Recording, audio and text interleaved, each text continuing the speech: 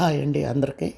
నేను మీతో కాసేపు ఛానల్ నుండి మాట్లాడుతున్నాను. మీ శ్యామలారాణిని. నా మనసులో డాక్టర్ నమ్రత గురించి కొన్ని విషయాలు మీ అందరితో షేర్ చేసుకోవాలని ఈ వీడియో చేస్తున్నాను. అంతేకాదండి, ఎన్నో ఛానల్స్ ఎలా పడితే అలా థంబ్నెయిల్స్ పెట్టేసి ఆ డాక్టర్ గారి గురించి, డాక్టర్ నమ్రత గురించి ఇష్టం వచ్చినట్లు రాస్తున్నారు. ఇది నాకే కాదండి, చాలామంది విశ్లేషకుల్ని కూడా బాధ పెట్టింది. ఇది ఎంతవరకు సమంజసం అని నేను ఈ వీడియో చేస్తున్నాను. ఛానల్స్కి ఒక కొత్త న్యూస్ దొరకగానే పుట్టగొడుగులా బోల్డ్ ఛానల్స్ వచ్చాయి కదా, వాళ్ళందరూ కూడా ఎవరికి వాళ్ళకు తోచినట్లు వ్రాసి పడేస్తున్నారు. ఇక్కడ నేను సమాజంలో తోటి మనిషిగా నా బాధను మీ అందరితో పంచుకుంటున్నానండి. కారణం ఏమిటంటే, నాకు తెలుసు, ఎందుకంటే మా హస్బెండ్ డాక్టరు, మా అబ్బాయి డాక్టరు ఎంబీబీఎస్ చేయడం ఎంత కష్టమో, దాని తర్వాత స్పెషాలిటీ చేయడం మరింత కష్టమో, తర్వాత సూపర్ స్పెషాలిటీ చేయడం ఒక తపస్సులాంటిదని నాకు తెలుసు. మామూలుగా వేలల్లో ర్యాంకులు వస్తే చదివేయడం కాదండి సీటు. ఎన్నో లక్షల మంది రాస్తే 1200 లోపు ర్యాంకు వస్తేనే ఎంబీబీఎస్ సీట్ వస్తుంది. తర్వాత ఆ 4 ఏళ్ళు ఒక తపస్సు లాంటిది. చాలామంది ఎగ్జామ్స్ ఎనాటమీ వాటిల్లో పోతుంటారు కూడా. వాళ్ళు జాయిన్ అయినప్పుడు ఒకలాగా ఉంటారు, ఎడ్యుకేషన్ అయిపోయాక వేరేలా ఉంటారు. కొంతమంది అమ్మాయిలు అయితే స్పష్టంగా కనబడతారు, పెద్ద పెద్ద జడలతో జాయిన్ అవుతారు ఎంబీబీఎస్లో. వాళ్ళు చదువు పూర్తయ్యేటప్పటికి అసలు ఆ జడ ఉండదు, ఏమీ ఉండదు, వెంట్రుకలే ఉండవు. ఎందుకంటే టెన్షన్ అటువంటిది.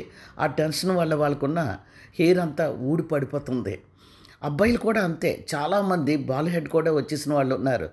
ఎందుకు నేను ఈ మాట చెప్తున్నానంటే, ఎంబీబీఎస్ చదవడం అంత కష్టం అండి. మరి అటువంటప్పుడు ఈ డాక్టర్ నమ్రత ఎంబీబీఎస్ చదవలేదా, తర్వాత స్పెషాలిటీ చేయలేదా ఆంకాలజీలో, తర్వాత సూపర్ స్పెషాలిటీ చేయలేదా? ఇప్పటి వరకు అమ్మాయి బుద్ధిగా బాగా చదువుకుందనే కదా అర్థం. తల్లిదండ్రులు ఒకవేళ చూడకపోతే అమ్మాయి అంత మంచిగా చదువుకునేదా?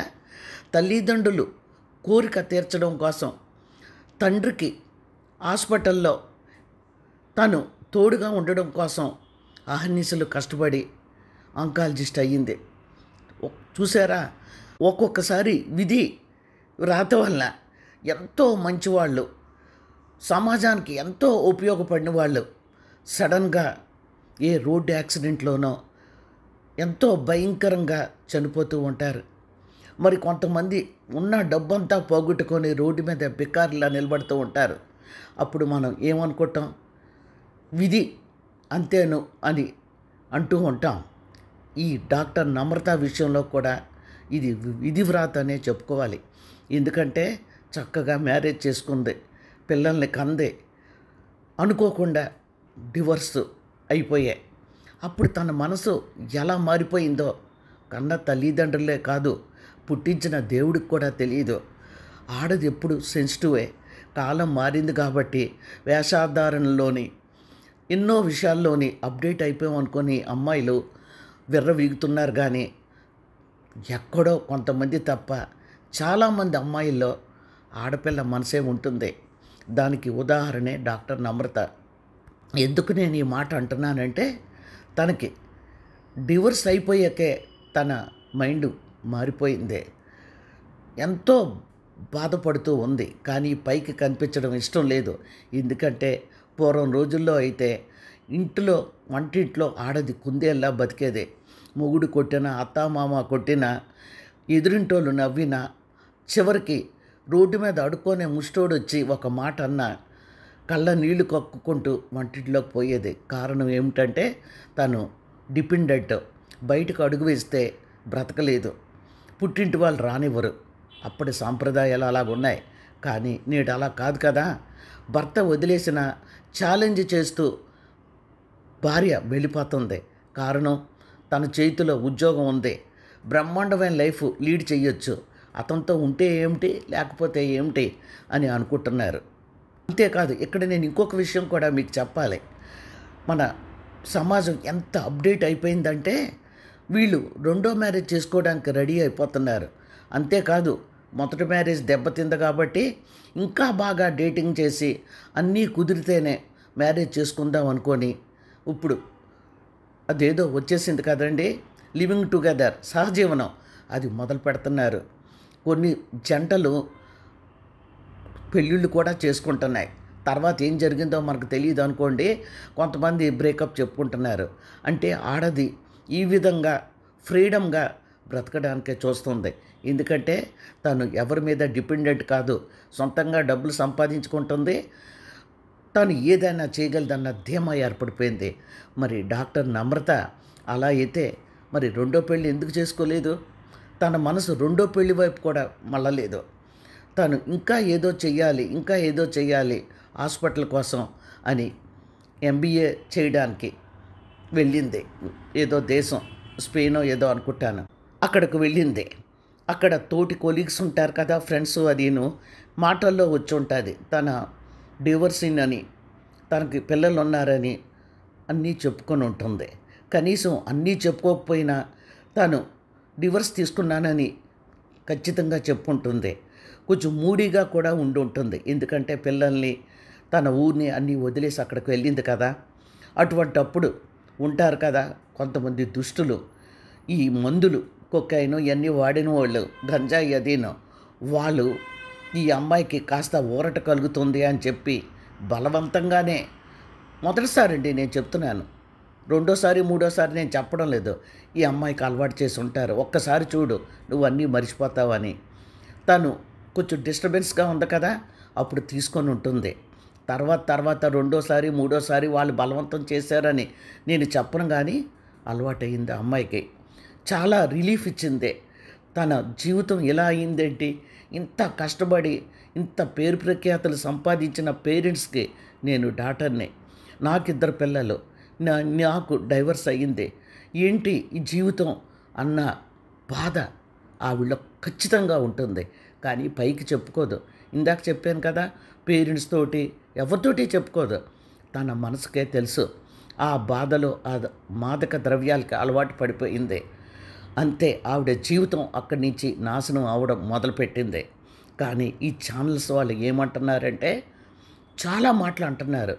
డాక్టర్ మోహన్ వంశీ గారిని ఎన్ని మాటలంటే, ఇతను డబ్బు సంపాదించడంలో బానిస అయిపోయాడు, ఈవిడ మందులు తాగడానికి బానిస అయిపోయిందని. చాలా చాలా చాలా తప్పు. ఎందుకు నేను ఈ మాట అంటున్నానంటే, డాక్టర్ గారు క్రింద నుంచి పైకి రాలేదండి.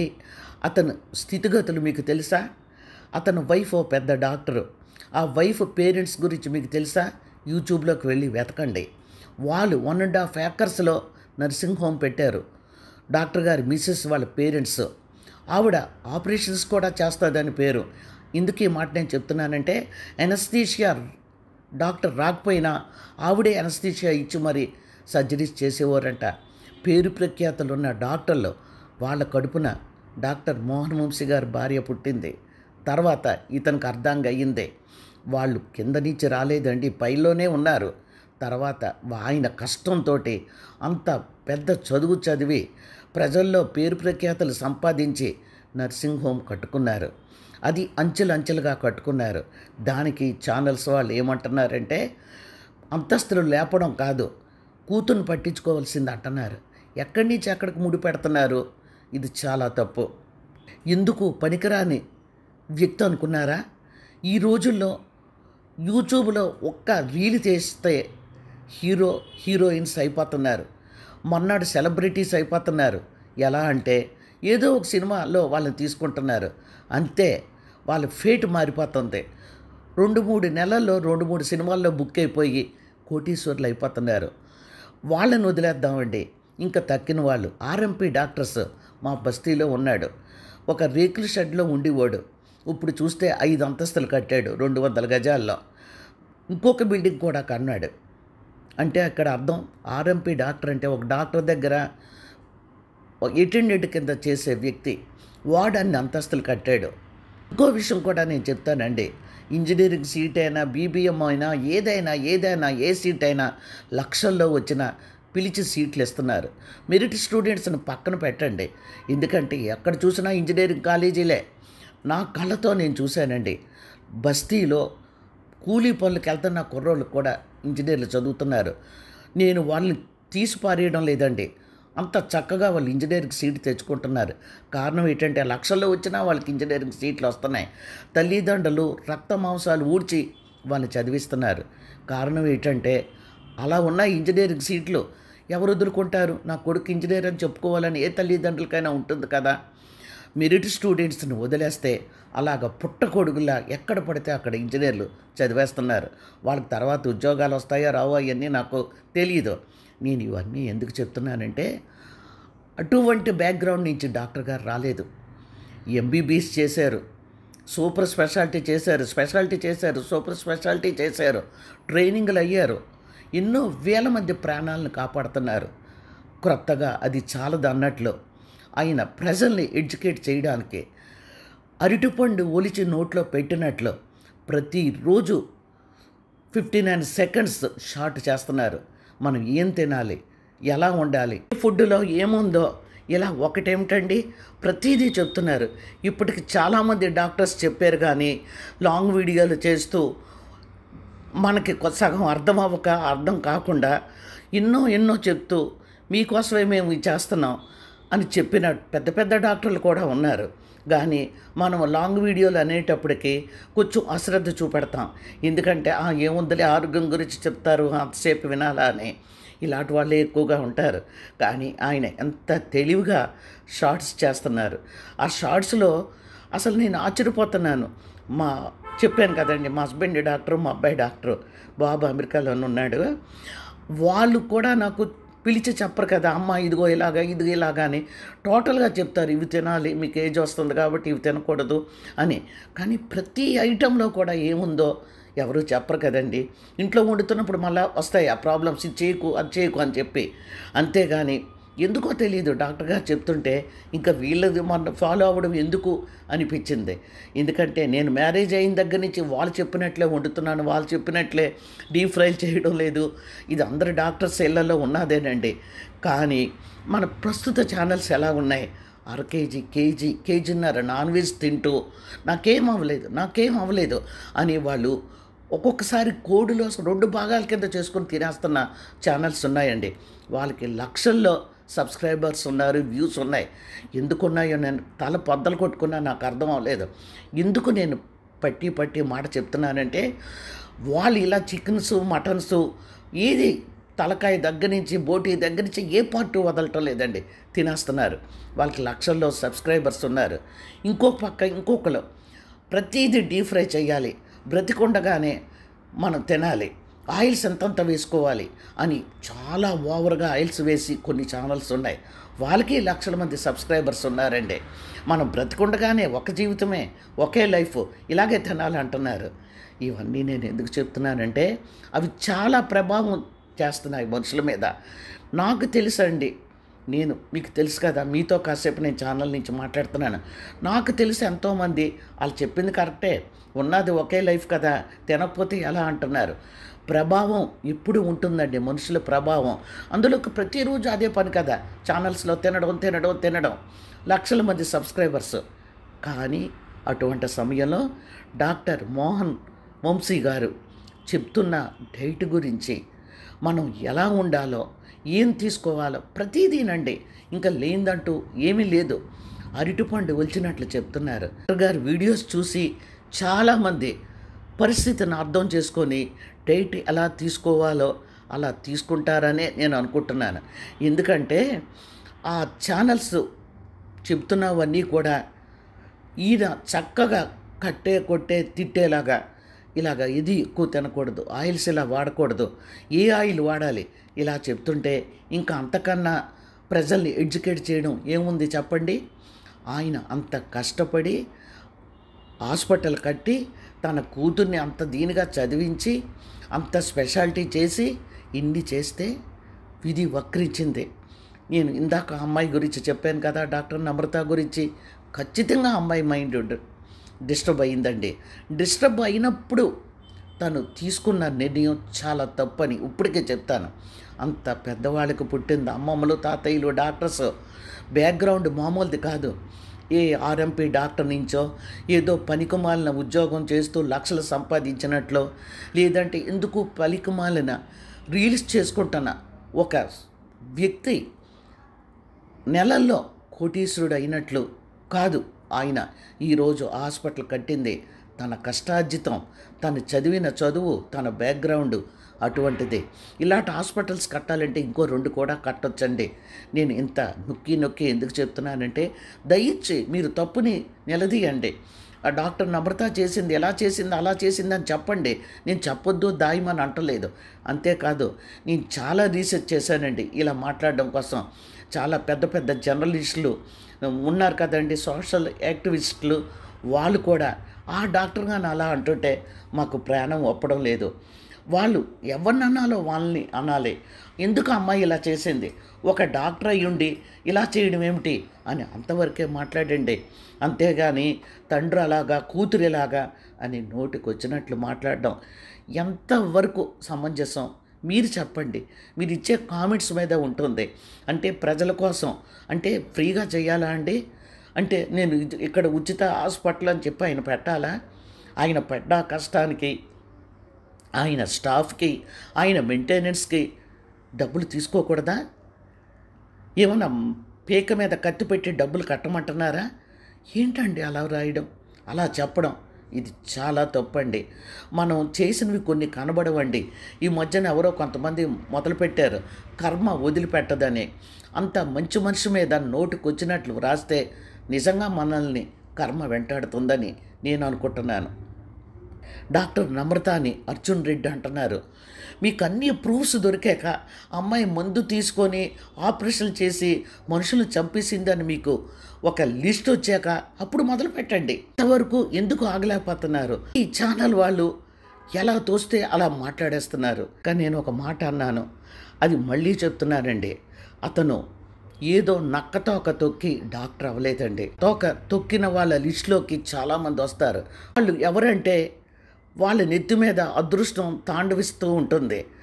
ముందు రోజు వరకు ఎందుకు పనికిరాని వాళ్ళు. ఒక ఆర్ఎంపీ డాక్టర్ ఉన్నాడు అనుకోండి, 1-2 నెలల్లో పికప్ అవుతే వాడే పెద్ద డాక్టర్ ఆ ఏరియాకే. డాక్టర్ కూడా సంపాదించలేని డబ్బు సంపాదిస్తాడు. ఎండి ఎంఎస్ చేసిన డాక్టర్లు కూడా వాడి ముందు పనికిరారు, అంత బాగా సంపాదిస్తాడు. ఇక కొంతమంది రీల్స్ చేస్తూ ఉంటారు. వాళ్ళకి లక్ ఉండి ఒక సినిమాలో బుక్ అవుతారు. ఆ సినిమా సక్సెస్ అయిపోయింది అనుకోండి, ఇక అంతే, వాళ్ళ తలరాత మారిపోతుంది. ఇక యూట్యూబ్కి వద్దామండి. ఎందుకు వాళ్ళు ఆ ఛానల్ పెట్టారో కూడా అప్పుడప్పుడు నాకు అర్థం కాదు. ఎందుకంటే ఎక్కడో కొని తీసుకొచ్చిన హోటల్ పొట్లం విప్పుతాడు. ఆ పొట్లం చూడడానికి కూడా చాలా అసహ్యంగా ఉంటుంది. అందులో ఇడ్లీలు, పచ్చడి ఉంటుంది. ఇది పలానా హోటల్లో అని చెప్తాడు. అంతే, వాడికి లక్షల్లోని సబ్స్క్రైబర్స్ ఉంటారు, వ్యూస్ ఉంటాయి. మరి కొంతమంది ఛానల్స్ అయితే భయంకరంగా డామినేటింగ్ చేస్తూ ప్రజల్ని వాళ్ళ వైపు తిప్పుకోవడం కోసం కేజీలు అండి తినేస్తుంటారు. మేక తలకాయ నుంచి, కాలు దగ్గర నుంచి, బోటీ దగ్గర నుంచి ప్రతిదీ వండేసి కేజీలు తినేస్తుంటారండి. మనం ఆ కూర అయితే ఒక 4 నెలలు తింటాం. ఎందుకంటే ప్రజలు సామాన్యంగా అలాగే ఉన్నారు కదండి. ఎవరైనా తెచ్చుకుంటే ఒక 1/2 కేజీ తెచ్చుకుంటారు, 1/4 కేజీ తెచ్చుకుంటారు. పెద్ద ఫ్యామిలీ అయితే 1 కేజీ తెచ్చుకుంటారు. కానీ వీళ్ళ కంచాల్లో ఒక్కొక్క కేజీ ఉంటుంది. ప్రతిరోజు నాన్ వెజే. ఇంకా ఆ భోజనం చూస్తే షాక్ అయిపోతాం. దానికి లక్షల మంది సబ్స్క్రైబర్స్, లక్షల మంది వ్యూస్, లక్షల్లో సంపాదన. అలా వచ్చారా డాక్టర్ గారు? ఇంకా కొంతమంది అయితే బ్రతికుండగానే మనం తినవలసినవన్నీ తినేయాలి అని కేజీలు నూనె మన మంచినీళ్ళలాగా పోసేస్తుంటారండి. స్వర్గం కనబడింది అంటారు, ఇలాగే తినాలంటారు. అది కూడా మోసమే కదండి. ఒక్క 10వ తరగతి చదువుకుంటే మనం ఆయిల్ ఎంత తినాలో, ఏది ఎంత తినాలో చెప్తున్నారు పిల్లలు. అటువంటిది ఇది ప్రజలను మోసం చేసి డబ్బు సంపాదించడం అనే నేను అంటాను. ఎందుకంటే వాళ్ళకు కూడా లక్షల్లో సబ్స్క్రైబర్స్, లక్షల్లో వ్యూస్, లక్షల్లో సంపాదన. నేను ఇవన్నీ ఎందుకు చెప్తున్నానంటే మీరు అనుకోవచ్చు ఈవిడ యూట్యూబర్ అయ్యుండి ఇవన్నీ ఎందుకు చెప్తుందని. ఇలాంటి మోసాలు చాలా ఉన్నాయండి. ఒక ఎందుకు పనికిరాని ఒకడు ఉంటాడు, ఒక నాయకుడు. వాడు ముందు ఒక నాయకుడి దగ్గర చెంచాగాడిలాగా ఉంటాడు. వాడు నెమ్మదిగా అంచెలుగా ఎదిగేస్తాడు. ముందు కార్పొరేటర్ అవుతాడు. కార్పొరేటర్ తర్వాత అలా ఎదిగేసి నాయకుడు అయిపోతాడు. కోట్లల్లో సంపాదిస్తాడు. కోట్లండి. మాకు తెలిసిన ఒకడు ఉన్నాడండి. వాడు మినిస్టర్ గారి దగ్గర ఫైల్స్ పట్టుకొని తిరిగేవాడు. వాడికి నాకు తెలిసి ఒక 10-15 అపార్ట్మెంట్స్ ఉన్నాయండి హైదరాబాద్లో. వాడికి నోట్లో అక్షరం ముక్క లేదు. ఎందుకంటే వాడు ఎలా తెలుసు అనుకుంటారేమో, మా బస్తీలో మాకు తెలిసిన అతని కూతుర్ని కోరుండి అడిగి పెళ్లి చేసుకున్నాడు. ఎందుకంటే వాళ్ళు అంత కోట్లు ఉన్నాయి వాడికి. వాడికి కావాల్సింది అందమైన అమ్మాయి. నేను వెళ్ళానండి ఆ మ్యారేజ్కి. ఎందుకంటే మాకు తెలిసిన వాళ్ళని చెప్పాను కదా. ఇలా ఉన్నారండి వాళ్ళు. మా అమ్మాయిని వచ్చి కొంచెం దీవించండి అంటే వెళ్ళాను. నేను చెప్తున్నది ఏంటంటే ఇలాంటి మోసాలు చాలా జరుగుతున్నాయండి. ఈరోజు చూసిన వాడు మన్నాడు ప్యాలెస్లో ఉంటున్నాడు. ఈరోజు చూసిన వాడు కోట్లు సంపాదిస్తున్నాడు మన్నాడు. అవి ఎలా వచ్చాయో మీ అందరికీ కూడా తెలుసు. అలా ఆ విధంగా డాక్టర్ గారు పైకి రాలేదు కదండి. ఎలా వచ్చారో ఆల్రెడీ నేను చెప్పాను. మరి అటువంటప్పుడు ఆయనకి చాలా పెద్ద ఘోరం జరిగింది.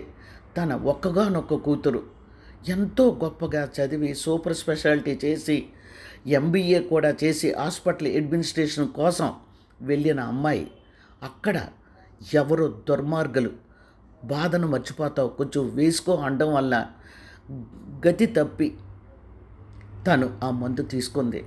తర్వాత దానికి బానిస అయిపోయి ఉంటుంది.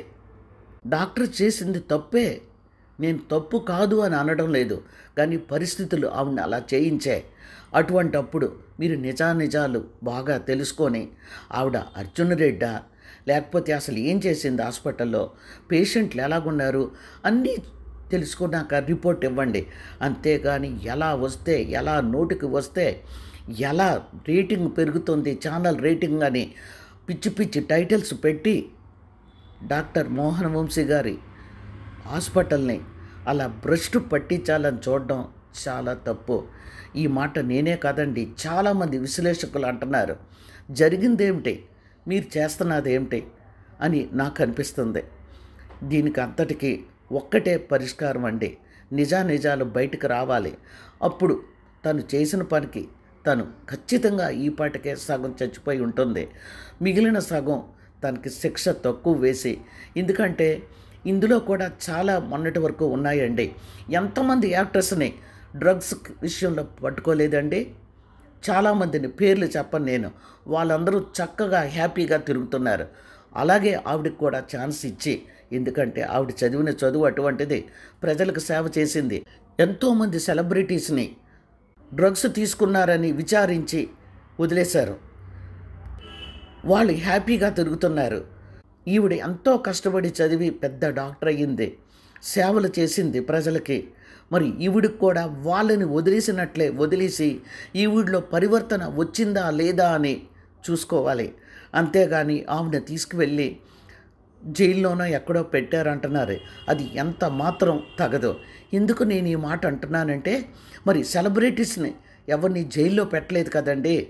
వాళ్ళని పెట్టినప్పుడు ఈవిడ మాత్రం ఎలా పెడతారు అంటే, వాళ్ళకి ఇన్ఫ్లుయెన్స్ ఉంది, వాళ్ళు ఏదైనా చేసి బయటకు వచ్చి దర్జాగా తిరగలరన్నమాట. అంతేగాని ఎంతో కష్టపడి చదివి డాక్టర్ అయిన అమ్మాయి, ప్రజలకు సేవ చేసిన అమ్మాయి దురదృష్టం కొద్దీ డ్రగ్స్కి బానిస అయ్యింది. ఈ అమ్మాయి మొదటి నుంచి డ్రగ్స్ తీసుకుంటూ అల్లరి చిల్లరగా తిరగలేదు. ఎంతో కష్టపడి ఆంకాలజిస్ట్ అయ్యింది, ప్రజలకు సేవలు అందిస్తుంది. ఎంతోమంది సెలబ్రిటీస్ డ్రగ్స్ తీసుకున్నారని చాలా పెద్ద హడావుడి చేశారు. అందులో చాలా పెద్ద వాళ్ళు కూడా ఉన్నారు. అనకూడదు కానీ ప్రజలకి అందులో కొంతమంది ఖచ్చితంగా డ్రగ్స్ తీసుకుంటున్నారన్న విషయం కూడా తెలుసు. పాపం చాలా లేటుగా పోలీసు వాళ్ళకి అందింది ఆ న్యూస్. హడావుడి చేశారు, వాళ్ళందరినీ పిలిపించారు. కొన్ని కండిషన్స్ మీద అనుకుంటాను, నాకు సరిగా తెలీదు, వాళ్ళని ఫ్రీ బర్డ్స్ కింద వదిలేశారు. మరి అటువంటప్పుడు ఈ అమ్మాయి ఎంతో కష్టపడి డాక్టర్ అయ్యి ప్రజలకు సేవలు చేస్తున్న అమ్మాయిని చల్లపల్లి జైల్లో వేయడం ఏమిటండి? ఇది చాలా దారుణం అనిపిస్తుంది. అలాంటప్పుడు వాళ్ళు పిలిపించిన సెలబ్రిటీస్ అందరూ కూడా మందు తీసుకోలేదు అని వాళ్ళు ప్రూఫ్ చేశారా? అసలు ఆ కేసు అక్కడితో వదిలేశారు. వాళ్ళల్లో కొంతమంది ఖచ్చితంగా డ్రగ్స్ తీసుకున్న వాళ్ళని అందరికీ తెలుసు. కానీ వాళ్ళకి ఏమీ చేయలేదు. కనీసం ఒక్కరోజు కూడా జైల్లో వేయలేదు. అంటే ఇన్ఫ్లుయెన్స్ బాగా పనిచేసిందా? అది కూడా నాకు తెలియదండి. కానీ ఈ అమ్మాయి విషయంలో ఎవరూ ఇన్ఫ్లుయెన్స్ చేయక్కర్లేదు. ఆ డిపార్ట్మెంట్ వాళ్ళే ఈ అమ్మాయి బ్యాక్గ్రౌండ్ తెలుసుకొని తను దురదృష్టం కొద్దీ ఇలా చివరి రోజుల్లో, అంటే తను మంచి పీక్లో ఉన్న టైంలో ఫ్యామిలీ డిస్టర్బెన్స్ వల్ల ఎక్కడికో వెళ్ళి అంతే వెతుక్కునే సమయంలో ఎవరో ఇది తీసుకో చాలా హ్యాపీగా ఉంటుందని చెప్పడంతో ఒకరోజు చెప్పారో 2 రోజులు చెప్పారో అది నాకు తెలియదు. ఆ అమ్మాయి బానిస అయ్యింది. కానీ ఇక్కడ నేను చెప్పేది ఏమిటంటే ఈ అమ్మాయికి కూడా ఎంతోమంది సెలబ్రిటీస్ని వదిలేశారు కదండి. ఆ తర్వాత కామెంట్స్ కూడా వచ్చాయి, మరి ఆ కేసుల గురించి ఏమీ తెలియడం లేదని. అదంతా పాపపుణ్యం భగవంతుడికే తెలియాలి. ఈ అమ్మాయికి కూడా ఆ సెలబ్రిటీస్ని కొన్ని కండిషన్స్ పెట్టి వదిలేశారేమో అని నేను అనుకుంటున్నాను. అలాగే ఈ అమ్మాయి కూడా కండిషన్స్ పెట్టి వదిలేయాలి కదా.